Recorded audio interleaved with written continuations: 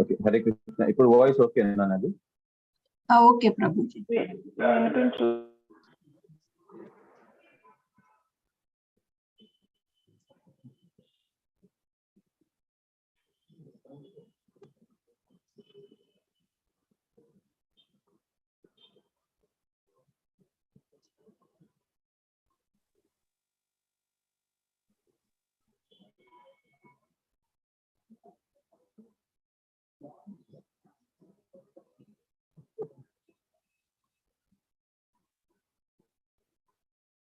हरे कृष्ण प्रभु जी।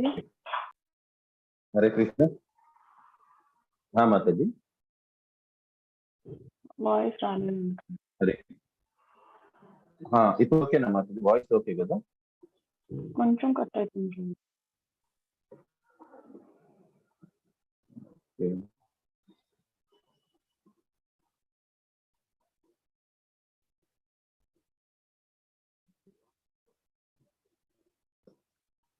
Okay, 3వ స్కందం 8వ అధ్యాయం 13వ శ్లోకం. తస్యార్థ సూక్ష్మాభినవిదృష్టే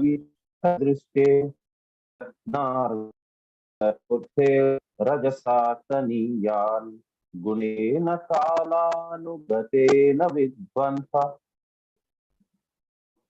సూష్యం తదాభ్యాతనాభిదేశాత్. ఓం అజ్ఞానతిమిరంధస్య జ్ఞానాంజనశలాకయ చక్షురున్మిలితం యేన తస్మై శ్రీ గురవే నమః. చైతన్యమనోభీష్టం స్థాపితం యేన భూతలే స్వయం రూప కదా మహ్యం దదాతి సుఖదాంతికం. हे कृष्ण करुणा सिंधु दीनबंधु जगत्पते गोपेश गोपिका कांत राधा कांत नमस्ते सप्त कांचन गौरंगी राधे वृंदावनेश्वरी सुभानुसुते देवी प्रणमामि हरिप्रिये. वांछाकल्पतरुभ्यश्च कृपा सिन्धुभ्य एव च पतितानां पावनेभ्यो वैष्णवेभ्यो नमो नमः. ओं विष्णुपादाय कृष्णपृष्ठाय भूतले श्रीमते जयपताका स्वामिनिते नमो आचार्य पादाय निताय कृपप्रदायिने गौरकथा दामदाय नगर ग्रामाचार्य नमः. ओं विष्णुपादाय कृष्णपृष्ठाय भूतले श्रीमते भक्ति वेदांत स्वामिनिति नामिने नमस्ते सरस्वती देवी गौरवाणी प्रचारिणे निर्विशेष शून्यवादी पाश्चात्य देशकारिणे श्री कृष्ण चैतन्य प्रभु नित्यानंद श्री अद्वैत गदाधर श्रीवास आदि गौर भक्त वृंदा. हरे कृष्ण कृष्ण कृष्ण हरे हरे, हरे राम राम राम हरे.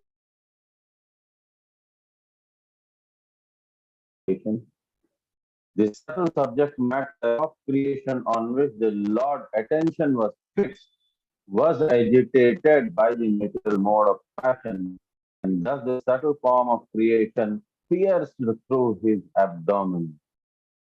The subtle subject matter of creation on which the Lord's attention was fixed was agitated by the material mode of passion, and the subtle form of creation pierced through his abdomen. నిన్న మనం చూసాము, భగవంతుడు ఎందుకు నీలపు వర్ణం కలిగి ఉంటారు. నీలపు వర్ణం ఎందుకు కలిగి ఉంటారంటే భగవంతుడు, నిన్న మనం ఇది కూడా చదివాము, భగవంతుడు 1000 ఇంటూ మన టోటల్ అంటే దాన్ని ఏమంటారు అంటే మన కలియుగము, ద్వాపరయుగము, త్రేతాయుగము వాటన్నిటినీ కలుపుకే 43,60,000 సంవత్సరాలు అవుతుంది. దివ్యయుగం అంటారు దాన్ని. సో ఆ రకంగా 1000 దివ్యయుగాలు. సో ఆ రకంగా అంతకాలం 1000 దివ్యయుగాల పాటు భగవంతుడు నిద్రలో ఉంటారు. నిద్ర అంటే కంప్లీట్ నిద్రలో కాదు, అతను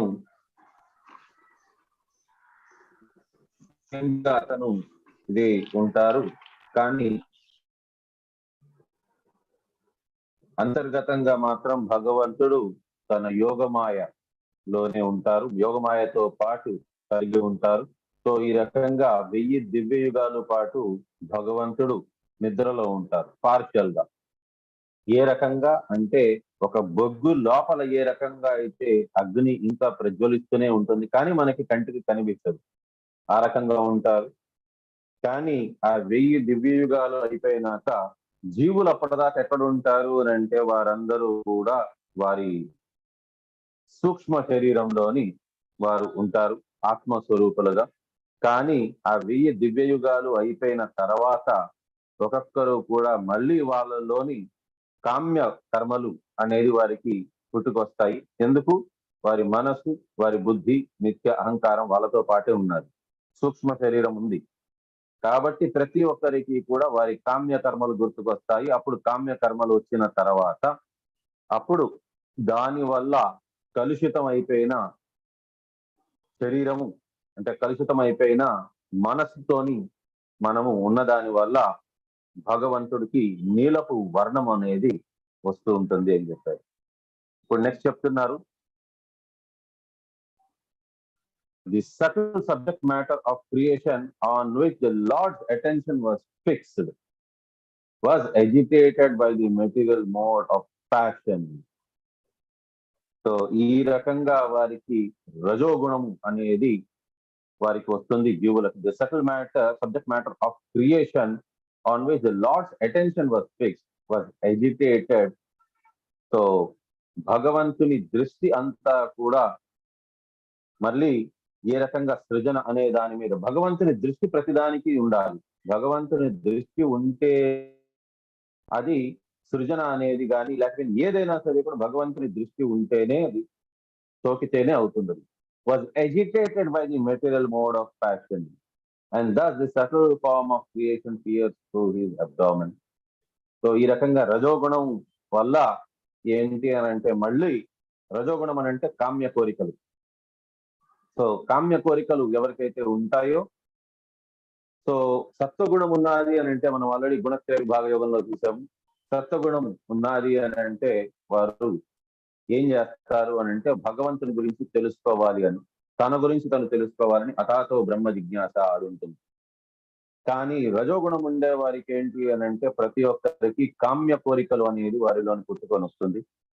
వారు ఏదైనా సరే కూడా ఇంకా ఇంకా వారు సాధించాలి, ఇంకా కావాలి నాకు అనే ఆశ అనేది వారిలోని వస్తుంది. తమో గుణంలో ఉండేటప్పుడు వారికి ఏది కూడా వారికి అవసరం లేదు. అసలు వారు ఏది సరైనది ఏది తప్పైనది అది వారికి తెలియదు. ప్రవృత్తించ నివృత్తించ జనాన ముదురాసుర. సో అది వారికి చేయవలసిందేది చేయకూడదేది అనేది వారికి తెలియకుండా ఉంటుంది. సో ఇక్కడ ఇప్పుడు సత్వగుణంలో ఉండే వారు ఏంటి అని అంటే భగవత్ చింతనలోని వారు ఉండిపోతారు. అథాతో బ్రహ్మ జిజ్ఞాస అనే కాన్సెప్ట్ వారికి వస్తుంది. నేను ఎవరు, అసలు నేను ఎందుకు వచ్చాను, ఏం చెయ్యాలి నేను అనేసని వారికి తెలియని దాన్ని వారు ఇప్పుడు బ్రహ్మ ఏ రకంగా అయితే తనకి తెలియలేదు అతను ఎవరు అని అతను విశ్లేషించుకుంటూ వెతుకుతూ వెతికినా దొరకలేదు. అందుకోసం అతను భగవంతుడిని ఆశ్రయించారు. ఇది సత్వగుణం ఉండేవారు. భగవంతుడిని కంప్లీట్ గా ఆశ్రయించేవారు ఎవరు అని అంటే శుద్ధ సత్వంలో ఉండేవారు. ప్రహ్లాద్ మహారాజు, ధ్రువ మహారాజు, అంబరీష్ మహారాజు అటువంటి వారు. కానీ ఎవరైతే వారి కోరికల వలయంలో చిక్కుకుపోయి మళ్ళీ మళ్ళీ దాని వెనకాతల దాన్ని షేర్స్ చేస్తూ ఉంటారు, దాన్ని అచీవ్ చేయడానికి కోసమని వారు మళ్ళీ మానవ జన్మలోనే మళ్ళీ పుడుతూ ఉంటారు. కానీ ఎవరైతే వారి కర్మని వారు వదిలేసి వికర్మలు ఎవరైతే చేస్తూ ఉంటారో, కర్మలు చేసేవారు జీవులాగా పుడతారు, రజోగుణంలో ఉంటారు. వికర్మలు చేసేవారు వారందరూ కూడా అధమ లోకాల్లోకి అధమ జన్మలు తీసుకుంటారు. ఎవరైతే భగవంతుడి మీద దృష్టి పెట్టుకుంటారో వారు అకర్మలు చేసేదానికి ప్రయత్నిస్తూ ఉంటారు. ఈ రకంగా అకర్మలు చేస్తూ శుద్ధీకరణ జరిగిన తర్వాత వారు అప్పుడు భగవద్ధామానికి చేరుకుంటారు. సో ఇది జీవుని యొక్క లక్షణం. దీన్ని ఆధ్యాత్మిక జ్ఞానము అని కూడా అంటారు. సో ఆధ్యాత్మిక జ్ఞానం అనేది మనం 8th చాప్టర్ అయితే దాంట్లో మనం తెలుసుకున్నాం. సో నెక్స్ట్ శ్లోకం 14వ శ్లోకం. సపద్మకోశ సోదతిష్ఠా కాలేన కర్మ ప్రతిబోధనేన స్వరోచిషా తత్సలిలం విశాలం విద్యోతయన్ ఆత్మయోనిః. Translation: piercing through this sum total form of the fruitive activity of the Lord of the living entities took the shape of a bud of the lotus flower generated from the personality of Vishnu and by his supreme will, it illuminated everything like the sun and dried up the vast waters of devastation. So piercing through this sum total of the fruitive activity of the living entities took the shape of a bud of a lotus flower generated from the personality of Vishnu, and by his supreme will, it illuminated everything like the sun and dried up the vast waters of devastation. So కారణోద కషాయి విష్ణు శరీరం నీలమైంది. ఈ రకంగా అతని నాభి నుంచి కోరికల వలయంలో చిక్కుకోనున్న రజోగుణంతో కూడుకోనున్న జీవులందరూ కూడా ఒక లోటస్ అంటే కమల పువ్వు యొక్క దాని బడ్ అంటే అనేమంటారు ఒక మొగ్గ రూపంలోని అది సృజింపబడ్డాది. అది కారణోదక సాయి విష్ణు యొక్క నాభి నుంచి అది పైకి వచ్చిందనంట. అది వచ్చి అది వికసించిన తర్వాత అదంతా కూడా ప్రజ్వలితమైంది. ఏ రకంగా ఒక సూర్యుడు వలె ఆ సూర్యుని వలె ఆ ప్రకాశం వల్ల ఏమైందనంటే అక్కడ ఉండే నీరంతా కూడా అది కంప్లీట్ గా ఎండిపోయిందంట.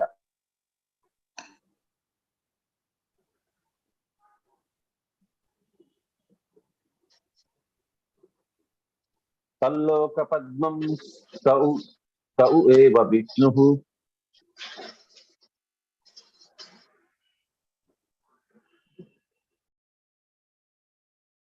తల్లోక పద్మం సౌ ఏవ విష్ణుః ప్రవిశ గుణావభాసం తస్మిన్ స్వయం వేదమయో విధాత స్వయం భూయం స్మ వదంతి సోభూత్. Into that universal lotus flower, Lord Vishnu personally entered as the super soul. Hari Bol. And when it was thus impregnated with all the modes of material nature, the personality of Vedic wisdom, whom we call the self-born, was generated. Into the universal lotus flower, Lord Vishnu personally entered as the super soul. And when it was thus impregnated with all the modes of material nature, the personality of Vedic wisdom, whom we call the self-born, was generated. Purport by Srila Prabhupada, Jai Srila Prabhupada.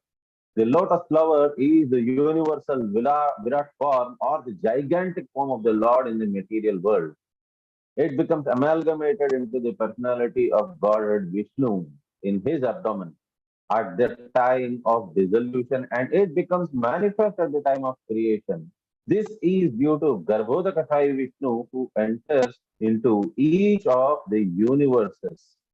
So ఇక్కడ రెండవ విష్ణు మనకి అతని యొక్క self Born, ఎవరి ద్వారా కూడా అతను పుట్టబడలేదు. అతని జన్మ అనేది లేదు, ఆయనకి జన్మ మృత్యు అనేది లేదు, ఆవిర్భవించారు. సో ఇక్కడ చెప్తున్నారు జీవులందరూ కూడా వారి సూక్ష్మ శరీరంలోనే వారు ఇమిడి ఉన్ను. కానీ ఎప్పుడైతే ఆ 1000 దివ్య యుగాలు అయిపోయిందో దాని తర్వాత ఈ కోరికల వలయం వల్ల వారందరూ కూడా క్షీరోదక సాయి విష్ణు యొక్క గర్భం నుంచి ఒక కమలపు మొగ్గ లాగా అది తోసుకొని బయటకు వచ్చింది. And at the same time భగవంతుని యొక్క ఆ కారణోదక సాయి విష్ణుకి అతని యొక్క వర్ణము నీలపు వర్ణం అయిపోయింది. ఎందుకు అని అంటే జనాల యొక్క అంటే అందరూ జీవుల యొక్క కోరికలు అనేది పెరిగిపోయింది కాబట్టి కోరికల వల్ల వారందరూ కూడా ఈ వర్ణము భగవంతుని వర్ణము కారణోదక సాయి విష్ణు యొక్క వర్ణము నీలం రూపంలో అయిపోయింది.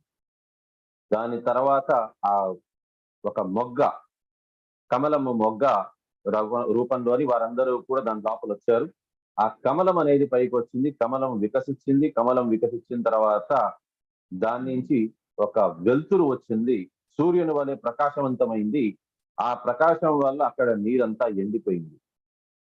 ఎండిపోయినాక ఏమైంది అనంటే విష్ణు ఎవరైతే కారణోదక సాయి విష్ణువు ఉన్నారో అతని యొక్క మరొక స్వరూపము అనగా గర్భోదక సాయి విష్ణువు, అతను ఈ జగదాండము లోపలికి ఎంటర్ అయ్యారు. సో ఇక్కడ కారణోదక సాయి విష్ణువు ఉన్నారు. కారణోదక సాయి విష్ణువు నుంచి ఇంకొక విష్ణువు అనగా గర్భోదక సాయి విష్ణువు లోపలికి ఎంటర్ అయ్యారు అనమాట. In this form is the sum total of all the fruitive activities of the living entities conditioned by material nature, and the first of them, namely Brahma, or the controller of the universe, is generated from this lotus flower. హరిబో, ఇక్కడ జననమయ్యింది బ్రహ్మ. బ్రహ్మ యొక్క జననం ఈ కమలము నుంచి అయ్యింది. So ఎవరి వల్ల అయింది? క్షీరోదక సాయి విష్ణు, కారణోదక సాయి విష్ణు యొక్క గర్భం నుంచి ఈ మొగ్గ వచ్చింది. ఆ మొగ్గ నుంచి ఫస్ట్ భగవంతుడు గర్భోదక సాయి విష్ణు రూపంలోని ఆ గర్భము లోపలికి వెళ్ళారు. నెక్స్ట్ అక్కడ నుంచి బ్రహ్మ ఉత్పన్నమయ్యారు. This first born living entity, unlike all the others, has no material father and thus is called self-born or Swayambhu. So అతనికి తండ్రి లేరు కాబట్టి బ్రహ్మ మొదటి జీవుడు అనమాట. కాబట్టి అతన్ని స్వయంభూ అని పిలుస్తారు. సో ద్వాదశ మహాజనుల్లో నుంచి స్వయంభూ, శంభో, నారద, కపిల, ఈ రకంగా స్వయంభూ ఎవరు అని అంటే బ్రహ్మ. అతన్ని స్వయంభూ అంటారు. అతనికి తండ్రి లేరు. అతను ఈ రకంగా గర్భము నుంచి ఒక కమలము వికసితమైంది. కారణోదక సాయి విష్ణు యొక్క గర్భం నుంచి ఒక కమలం వచ్చింది. ఆ కమలము నుంచి వచ్చారు అంటే మామూలుగా ఈ లోకంలోని ఎవరైనా శిశువు పుట్టాలి అని అంటే తల్లి తండ్రి ఇద్దరు కావాలి. కానీ బ్రహ్మకి తల్లి గాని తండ్రి గాని లేరు. అతను కమలం నుంచి వికసితమయ్యారు కాబట్టి అతన్ని స్వయంభూ అంటారు.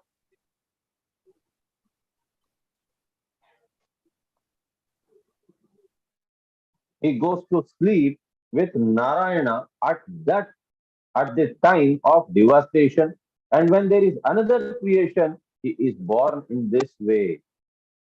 So, Brahma kuda enti anante permanent dissolution ఎప్పుడైతే జరుగుతుందో అప్పుడు నారాయణుడు అనగా కారణోదక సాయి విష్ణు ఎప్పుడైతే నిద్రావస్థలోకి వెళ్తారో అప్పుడు బ్రహ్మ కూడా ఏంటి అంటే కంప్లీట్ డిజల్యూషన్. మనకు భగవద్గీతలో కూడా చెప్పారు. ఎవరికైనా తెలుసా? ఆ భువన లోకాలన్నీ కూడా భగవంతునితో పాటు ఈవెన్ అప్ టు సత్యలోకం కూడా అంటే బ్రహ్మలోకంలోని కూడా భువన బ్రహ్మలోకంలో నుంచి కూడా అన్ని కూడా డిజల్యూషన్ టైంలోని నాశనం అయిపోతాయి.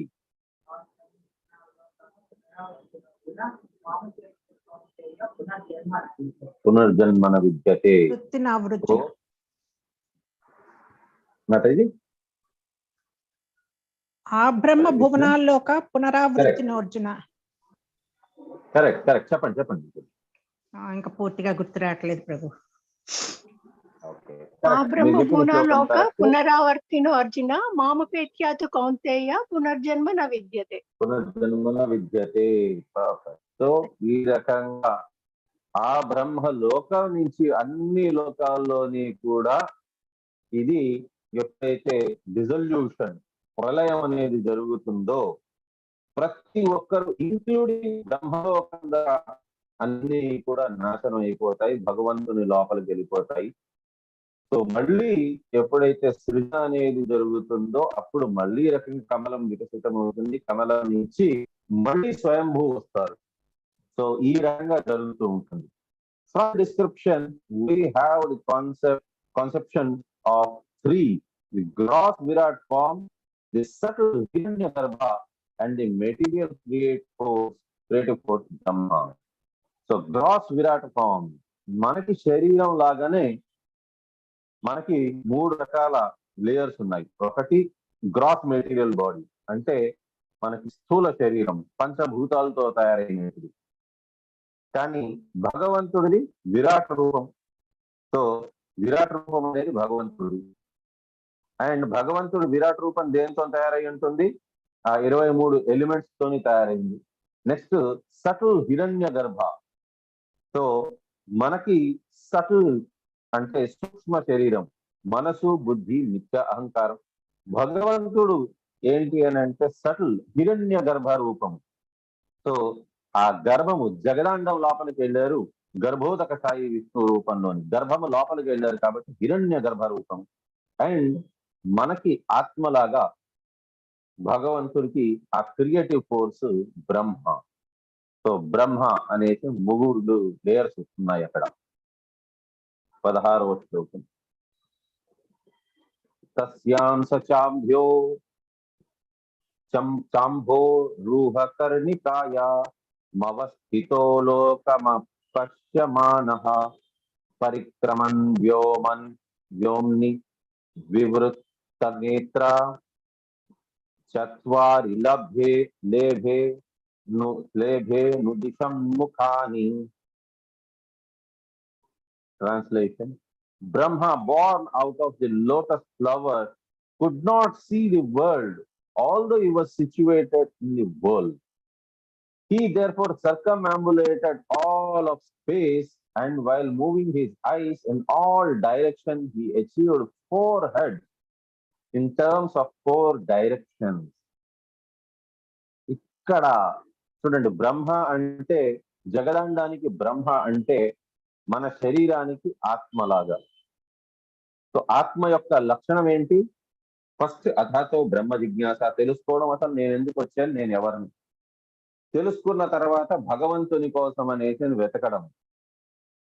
భగవంతుని కోసం అని మనం వెతకడం, భగవంతుణ్ణి ఆశ్రయించడం. ఫస్ట్ అసలు జీవుని యొక్క లక్షణం అసలు ఏంటి అంటే మనం తెలుసుకోవడం. అసలు మనం ఎందుకు వచ్చాము, ఎవరు మనల్ని సృష్టించారు, మన జీవితం యొక్క ముఖ్య ఉద్దేశం ఏంటి. అసలు మనం పుట్టాము అని అంటే మనకి ఏదో ఒక ఉద్దేశం ఉండాలి.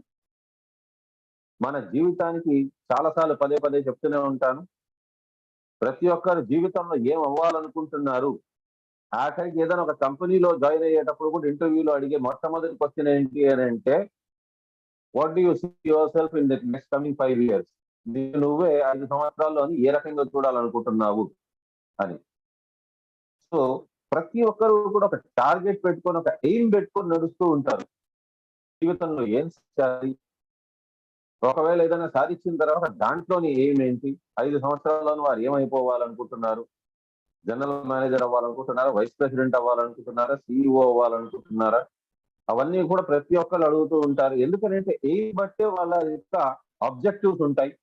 ఎయిమ్ అనేది లేకుండా ఉంటే వారు ఆబ్జెక్టివ్స్ లేకుండా ఉంటారు, జీవితంలో ఎక్కడికి లేకుండా ఉంటారు, గమ్యం అనేది లేకుండా ఉంటారు. ఫిజిక్స్ లో కూడా మీరు చూడండి, స్కేలార్ అనే దానికంటే కూడా వెక్టర్ కి ఎక్కువ వాల్యూ ఉంటుంది. స్కేలార్ అంటే which has got magnitude but no direction, కానీ వెక్టర్ అంటే which has got both magnitude and direction.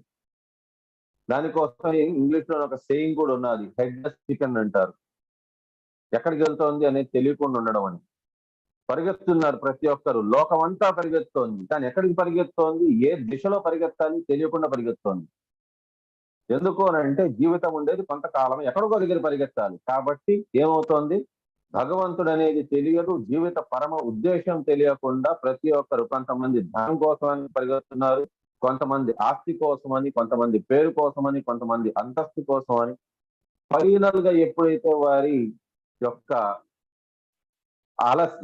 వారి యొక్క శరీరం అలసిపోతుందో, కళ్ళు మసక మారిపోతాయో, చెవులు వినిపించకుండా పోతుందో, కాళ్ళు నడవలేదు, ఇంకా బరువు మొయ్యలేదు, చేతులు వణుకుతూ ఉంటాయి.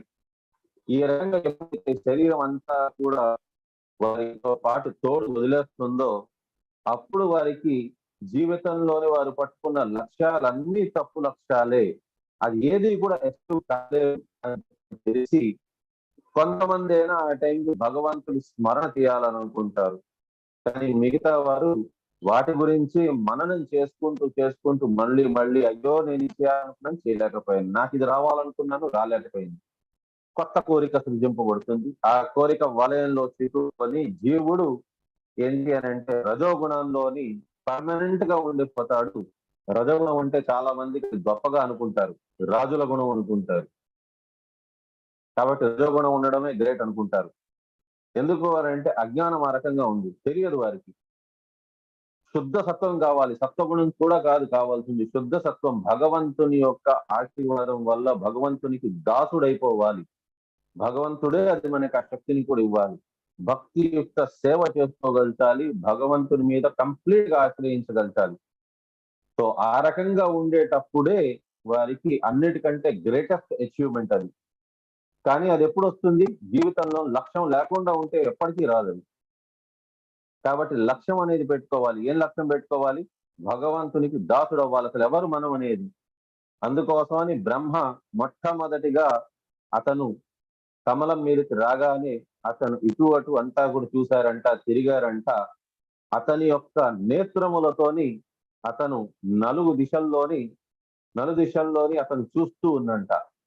ఏంటి, నేను ఎవరు, నన్ను ఎవరు సిద్ధం చేశారు, ఎవరు నన్ను పుట్టించారు అని అతను చూస్తూ ఆ రకంగా చూస్తున్న దాని వల్ల అతనికి ఆ ఒక కోరిక వచ్చింది, చూడాలి భగవంతుడిని, ఎక్కడి నుంచి వచ్చాను నేను, ఎవరు ఇంతకి నన్ను సృష్టించింది అని ఆ దీంతో చూశారు. కాబట్టి 4 దిశల్లోని చూశారు కాబట్టి చతుర్ముఖ బ్రహ్మ అయ్యారు అతను. ఇక్కడితో మనం విరామం తీసుకున్నాం. వంశాకల్పతరుభ్యశ్చ కృపా సింధుభ్యో ఏవ చ పతితానాం పావనేభ్యో